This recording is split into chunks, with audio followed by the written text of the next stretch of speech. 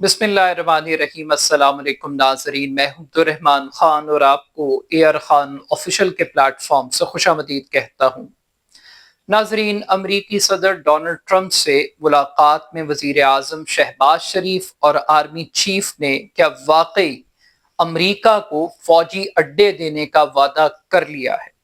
क्या ट्रंप को man of peace करार दिया जा सकता है? क्या गजा की नई अबूरी हुकूमत के सरबरा साबिक बरतानवी वजीर आजम टोनी ब्लेयर ही होंगे?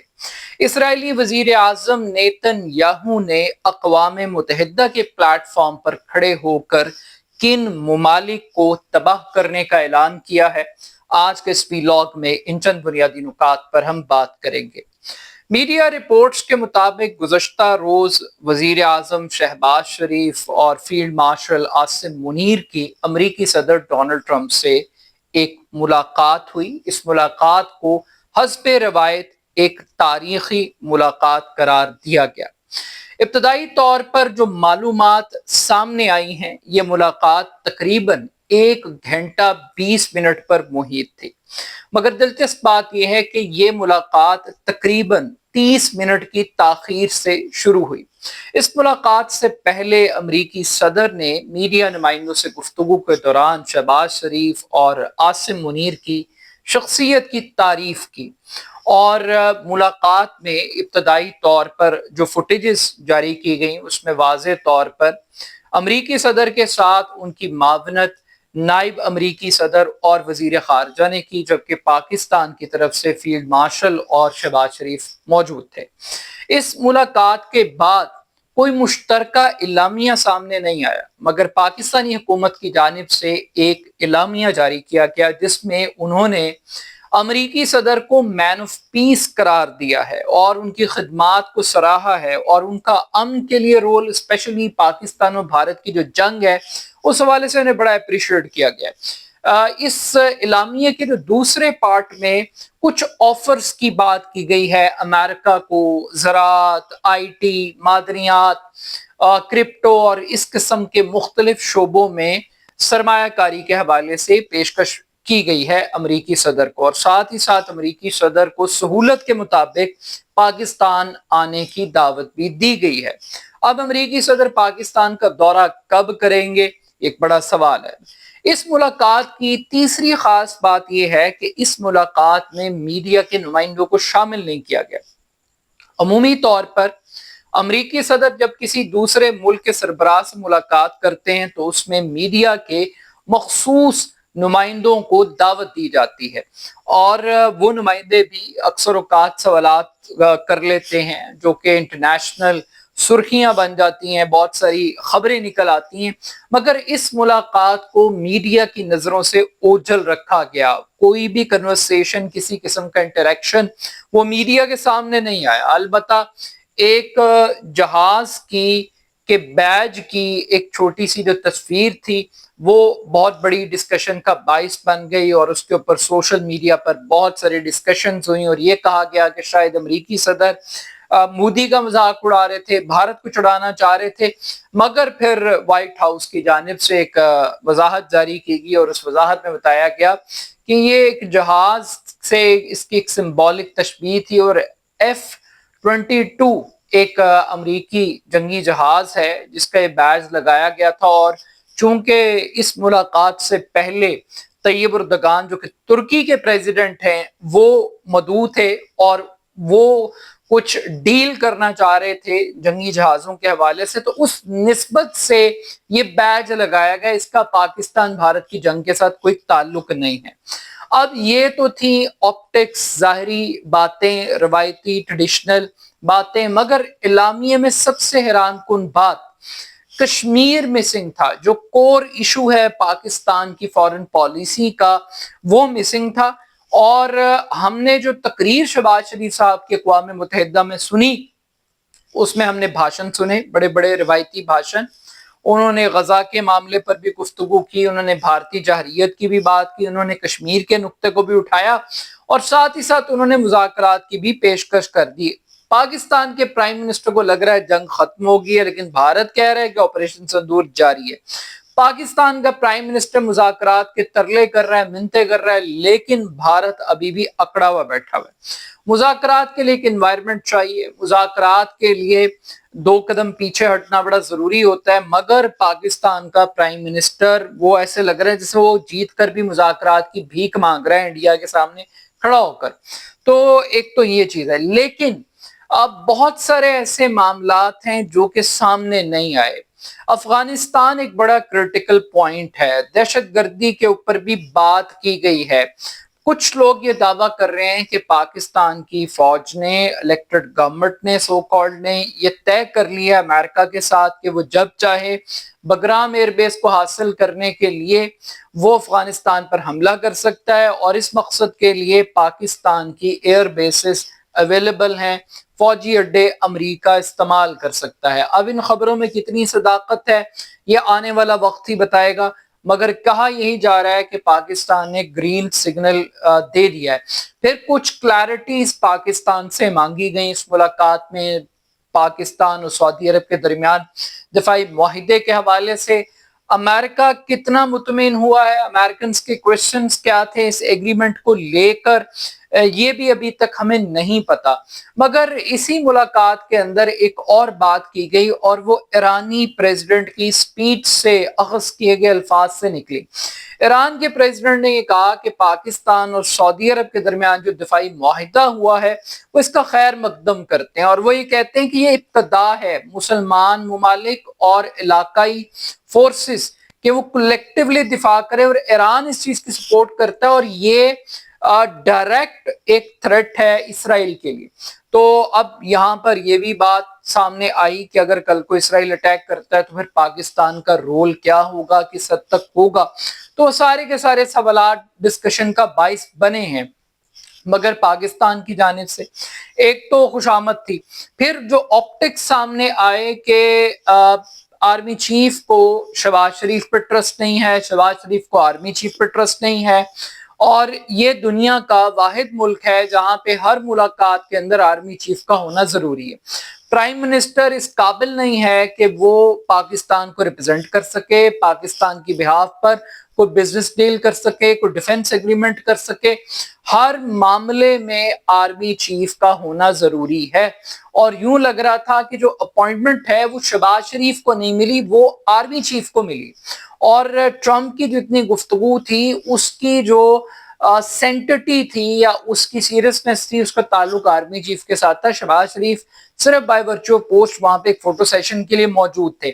تو ایک بہت بڑا عدم اعتماد شہباز شریف صاحب اسٹریٹجی جس کو ہائبرڈ نظام کی کامیابی کہا جا رہا ہے، وہ ایک اعتماد کی کمی کو ظاہر کر رہے ہیں کہ یار ان کا پرائم منسٹر ایک ڈمی پرائم منسٹر ہے، اس پرائم منسٹر کا کوئی اختیار نہیں ہے۔ یہ بھی بڑی کھل کر سامنے آئی۔ اب اس کے بعد ایک طرف تو یہ سب کچھ چل رہا تھا، مگر 2 بڑی ڈیولپمنٹس ہوئی ہیں غزہ کے حوالے سے، مشرق وسطیٰ کے حوالے سے۔ پہلی ڈیولپمنٹ ٹونی بلیئر فارمولے کے حوالے سے آئی ہے۔ آج باقاعدہ طور پر اس بات کو لانچ کر دیا گیا ہے کہ غزہ کی نئی عبوری حکومت کے سربراہ سابق برطانوی وزیر اعظم ٹونی بلیئر ہوں گے، اور ٹونی بلیئر صاحب ایک طویل عرصے سے کام کر رہے تھے، ایک پورا جامع پلان انہوں نے بنایا ہے، اور ان کی تعیناتی کے حوالے سے خلیجی ممالک سے بھی مشاورت کر لی گئی ہے، مسلم ممالک سے بھی بات چیت کر لی گئی ہے، اور کہا یہ جا رہا ہے کہ وہ کنسنسس کے ساتھ آئیں گے۔ مگر یہ افسوس کی بات ہے کہ غزہ کی سرزمین پر ایک پیراشوٹر کو لا کر ایک حکومت مسلط کی جا رہی ہے باہر سے لا کر، جو ریپرزنٹیٹیو گورنمنٹ نہیں ہے، جو چوزن بائی دی پیپل نہیں ہے، لوگوں نے اس کا انتخاب نہیں کیا، وہ امریکنز کی چوائس ہے، وہ اسرائیل کی چوائس ہے، وہ بادشاہوں کی چوائس ہے جو عرب کنٹریز میں موجود ہیں، وہ غزہ کے لوگوں کی چوائس نہیں۔ یہی کچھ ہم نے افغانستان میں بھی دیکھا، جب طالبان کو نکالا گیا، کبھی حامد کرزئی لے کر آگے، کبھی اشرف غنی لا کر مسلط کر دی، وہ گورنمنٹس فیل ہوئی، فلاپ ہوئی۔ اب ٹونی بلیئر صاحب نے آتے ایک سٹیٹمنٹ جاری کر دی، انہوں نے کہا جناب کوئی اگر غزہ کی عوام کی بے دخلی کی بات ہوگی تو ٹونی بلیئر صاحب اس میں ساتھ نہیں، یعنی ایسا انہوں نے جسچر دیا ہے کہ جناب وہ تو غزہ کے لوگوں کے لیے مرے جا رہے ہیں، اور وہ غزہ کے لوگوں کو ناراض نہیں کر سکتے، وہ غزہ کے لوگوں کو ریپرزینٹ کرتے ہیں، تو انہوں نے یہ تاثر دیا۔ اب یہ وہی ٹونی بلیئر صاحب ہیں جنہوں نے عراق جنگ میں امریکہ کا ساتھ دیا اور ویپن آف میس ڈسٹرکشن کی بات کی، جو کہ بعد میں ثابت ہوا کہ وہ جھوٹ تھا، بے بنیاد تھا، اور پورے عراق کے امن کو تباہ کر دیا۔ تو جس شخص نے عراق کو تباہ کیا ہے وہ اب آ رہا ہے غزہ کا سربراہ بن کے اور پیراشوٹ کے ذریعے، اور یہ وہ تمام مسلمان ممالک ہیں جو اپنے میں سے کوئی قیادت نہیں لا سکے، کسی مسلمان کو ایک مسلم ریاست کا سربراہ نومینیٹ نہیں کر سکے۔ ایک بہت بڑی بدقسمتی کی بات ہے۔ اب کیا حماس ٹونی بلیئر کو بطور سربراہ قبول کرے گی؟ اس گورنمنٹ کا مینڈیٹ کیا ہوگا؟ یہ الیکشنز کروائے گی؟ یہ کیا کرے گی؟ کس طرح سے آپریٹ کرے گی؟ ایک بڑا سوال ہے۔ دوسری بڑی امپورٹنٹ ڈیولپمنٹ یہ ہوئی ہے کہ آج امریکن پریزیڈنٹ نے حیران کن طور پر جو غزہ کے ساتھ جو مغربی کنارہ ہے اس کو اسرائیل میں ضم ہونے سے روکنے کا اعلان کر دیا۔ انہوں نے کہا کہ وہ کسی صورت بھی مغربی کنارے کو اسرائیل میں ضم ہونے کی اجازت نہیں دیں گے۔ یہ دوسرا فیلر ہے جو کہ غزہ کے لوگوں کو، فلسطینیوں کو اطمینان دلانے کے لیے، تسلی و سکون دلانے کے لیے لایا جا رہا ہے کہ کسی طریقے سے اب ٹمپریچر کو ٹھنڈا کیا جائے، کچھ سٹیپس پیچھے آئیں، عرب ریاستوں کو ایک جو انسیکیورٹی ڈیولپ ہو گئی ہے گریٹر اسرائیل کے حوالے سے، اس کو کچھ ٹھنڈا کیا جائے۔ تو یہ دو بڑی میجر ڈیولپمنٹس ہیں۔ لیکن آج جو تقریر نیتن یاہو نے کی ہے یہ ایک بہت بڑا ایٹم بم ہے جو انہوں نے مسلم ورلڈ پر گرا دیا ہے۔ نیتن یاہو نے جو تقریر کی اس تقریر کو لاؤڈ سپیکرز لگا کر غزہ کے اندر ٹیلی کاسٹ کیا گیا، سنوایا گیا باقاعدہ طور پر۔ یہ علیحدہ بات ہے کہ جب وہ اقوام متحدہ کے اجلاس میں خطاب کے لیے آئے تو ایک بڑی تعداد لوگوں کی واک آؤٹ کر کے احتجاج کرتی ہوئی اس فورم سے باہر نکل کے آ گئی۔ مگر نیتن یاہو نے کیا کہا؟ نیتن یاہو نے حسب روایت ایک نیا نقشہ آج دنیا کے سامنے پیش کیا، اور اس نقشے کو انہوں نے بنیادی طور پر یہ بتانے کی کوشش کی ہے کہ ان کے اگلے ٹارگٹس کیا ہیں، وہ کن ممالک کو تباہ کرنے کا ارادہ رکھتے ہیں، اور وہ اگلی وار سٹریٹجی ان کی کیا ہوگی۔ یہ ان کا بیسک پلان تھا۔ جو نقشہ انہوں نے پیش کیا اس میں سر فہرست ایران، پھر عراق، پھر شام اور لبنان، ان چار ملکوں کو واضح طور پر انہوں نے ریڈ لائن ڈکلیئر کر دیا ہے اسرائیل کے لیے کہ یہ وہ دہشت گرد ملک ہیں جن کا محور ایران ہے اور وہ ان کو تباہ کریں گے۔ پھر انہوں نے اپنی ایک پرفارمنس رپورٹ بھی دی۔ انہوں نے بتایا کہ کس طریقے سے انہوں نے حوثی باغیوں کو کچلا، کس طریقے سے انہوں نے حماس کو قابو کیا، کس طریقے سے انہوں نے حزب اللہ کو مفلوج کیا۔ انہوں نے ایک پریزنٹیشن دی۔ پھر اس کے بعد انہوں نے یہ بھی بتایا کہ انہوں نے 200 سے زائد یرغمالی رہا کروا لی ہیں، اب جو 48 ہیں ان میں سے توقع ہے کہ 20 زندہ ہیں، وہ ان کو بھی واپس لے کر آئیں گے۔ تو یہ جو میپ ہے اس سے پہلے بھی وہ ایک میپ لے کر آئے تھے، ایک نئے مشرق وسطیٰ کا ایک بڑا نقشہ وہ اسرائیلی وزیر اعظم نے کھینچا تھا، اور اس کے بعد ہم نے دیکھا کہ پھر 7 اکتوبر ہو گیا تھا، اور پھر اس کے بعد سے 2 سال سے اب جنگ چل رہی ہے، اور اسرائیل پوری دنیا میں تنہا کھڑا ہے سوائے ٹرمپ اور امریکی انتظامیہ کے۔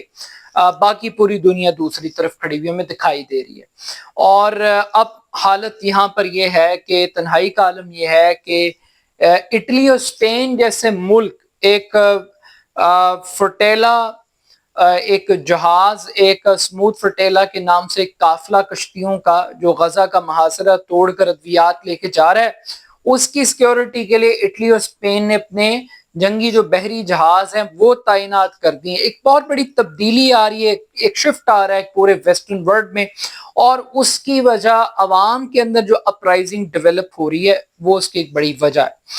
تو اب نیتن یاہو صاحب یہ نقشے لے آئے ہیں، اب اس نقشے کو غور سے دیکھیں۔ یہ وہ تمام ملک ہیں جہاں پر شیعہ ملیشیا ایگزسٹ کرتی ہیں، حزب اللہ ہو، وہاں پہ بشار الاسد صاحب تھے، بڑے ایک جابر قسم کے حکمران تھے، پھر اسی طریقے سے عراق کے اندر ایک بہت بڑی ایک شیعہ پاپولیشن موجود ہے، تو ایک مسلمانوں کے خاص سیکٹ کو اس میں ہائی لائٹ کیا گیا ہے انڈائریکٹلی ایران کا ریفرنس دے کے۔ مگر نقشہ تو انہوں نے ان ممالک کا دیا ہے جو کسی نہ کسی شکل میں ایران کے ساتھ ایسوسیٹ رہے یا ایران کی پراکسی رہے، لیکن جو اٹیک انہوں نے کیا وہ انہوں نے دوحہ پہ کیا، انہوں نے قطر کو ٹارگٹ کیا، انہوں نے مشرق وسطیٰ کے ممالک کو تھریٹ کیا۔ تو جو نقشہ دکھا رہے ہیں وہ مختلف ہے، جو ایکٹ کر رہے ہیں وہ ڈیفرنٹ ہے۔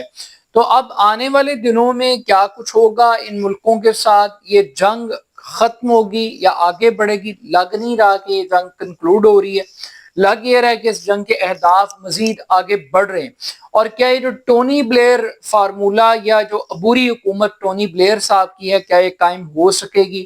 کیا ایک سکسیسفل ماڈل ہوگا؟ کیا غزہ کے لوگ اس کو، حماس کے لوگ اس کو قابل قبول سمجھیں گے؟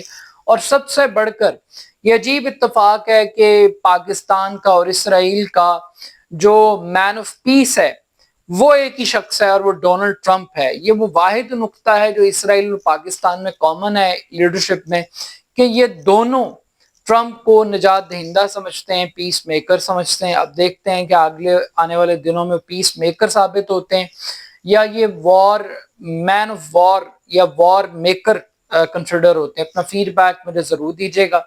میرے یوٹیوب چینل غیار خان آفیشیل کو ضرور سبسکرائب کیجیے گا۔ بہت شکریہ، اللہ حافظ۔